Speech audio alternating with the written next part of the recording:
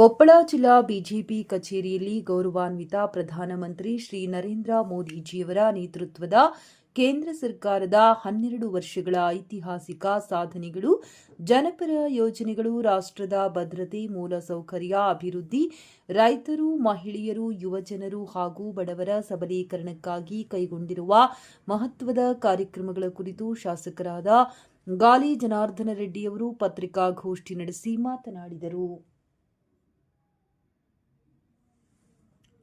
ಕಳೆದ 12 ವರ್ಷಗಳಲ್ಲಿ ಭಾರತವು ವಿಶ್ವದ ಪ್ರಮುಖ ಆರ್ಥಿಕ ಶಕ್ತಿಯಾಗಿ ಹೊರಹೊಮ್ಮಿದ್ದು, ಅಭಿವೃದ್ಧಿ, ಸುಶಾಸನ ಮತ್ತು ಆತ್ಮನಿರ್ಭರ ಭಾರತದ ಸಂಕಲ್ಪದೊಂದಿಗೆ ಹೊಸ ಎತ್ತರಗಳನ್ನು ತಲುಪಿದೆ. ಕೇಂದ್ರ ಸರ್ಕಾರದ ಜನಕಲ್ಯಾಣಕಾರಿ ಯೋಜನೆಗಳು ಸಮಾಜದ ಪ್ರತಿಯೊಂದು ವರ್ಗದ ಜನರ ಜೀವನದಲ್ಲಿ ಸಕಾರಾತ್ಮಕ ಬದಲಾವಣೆ ತಂದಿರುವುದನ್ನು ಈ ಸಂದರ್ಭದಲ್ಲಿ ವಿವರಿಸಿದರು.